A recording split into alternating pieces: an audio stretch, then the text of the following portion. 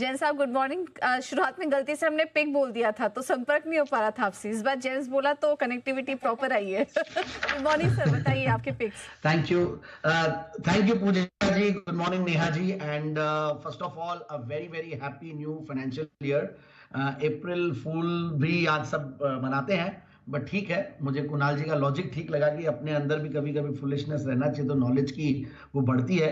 Eight the same time and happy RBI day also. आज RBI का भी 90th anniversary commemorate किया जा रहा है, so it's a big day for India also. और नया फाइनेंशियल ईयर है, देखते हैं इस नए फाइनेंशियल ईयर में नए रिटर्न्स बने। और नई मैं जेम स्टॉक लेके आया हूँ, नया जेम स्टॉक है shipping corporation of India limited. मतलब जेम नया है, पहली बार जेम्स में कवर किया जा रहा है, but at the same time बहुत पुरानी company, age old company India की। और मेरे हिसाब से हमने सब ने अलग अलग सेगमेंट में इस स्टॉक को रेकमेंड किया, बट आज इसको जेम्स में कवर करने का रीजन ये है कि काफी करेक्टेड स्टॉक है, अपने टेक्निकली एक ऐसे इंपॉर्टेंट लेवल पे सपोर्ट लेने की कोशिश कर रहा है। 200 वेमा जो कि 151 के लगभग और 170 के लगभग भाव चल रहे, कोई विशेष टूटा हुआ नहीं है, मतलब उस हिसाब से बढ़ा हुआ नहीं है। तो मुझे लगता है कि एक बढ़िया लेवल, और 385 के लेवल से करेक्ट हुआ है, तो मुझे लगता है कि 210 230 के टारगेट के लिए, हालांकि मैं लंबाई टारगेट तो 200 का राउंड फिगर टारगेट मान लीजिए कि इस टारगेट तक के लिए स्टॉक को लिया जा सकता है इन लेवल्स पे। मुझे ध्यान है कुणाल जी ने भी स्टॉक को रेकमेंड किया हुआ है और सभी ने हमारे पैनल में किया हुआ है।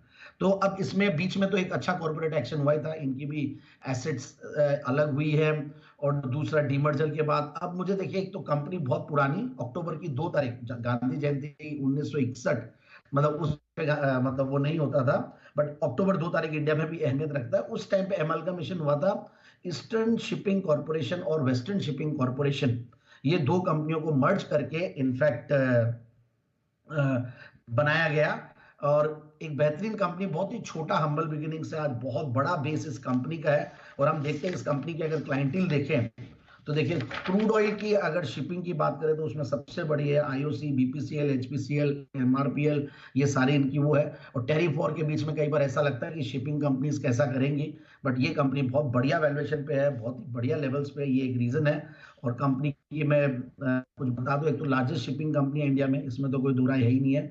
और कंपनी टैंकर्स, बल्क और लाइनर्स ये सब चलाती है। और इंडिया, सिंगापुर, इंडिया में सबसे ज्यादा मतलब ज्योग्राफिकल शेयर है, फिर सिंगापुर है, फिर इनके आईओसी, एचपीसीएल मैंने बताया ही। और कंपनी सेकेंड हैंड वेसल्स पे भी कुछ फोकस कर रही है। मैं क्रेडिट रेटिंग्स देख रहा था, वो तो अच्छी होनी है क्योंकि गवर्नमेंट ऑफ इंडिया की कंपनी है, इसमें भी कोई दो राय नहीं है। और ओवरऑल अच्छा खासा मैं देख रहा था फंडामेंटल्स में, तो 7-8 के पी मल्टीपल पे स्टॉक सस्ता लगता मुझे। पिछले 5 साल में प्रॉफिट की क्या 40% के लगभग रही है।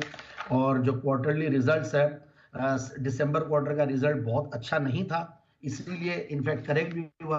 लगता है कि lots of negatives are already discounted in.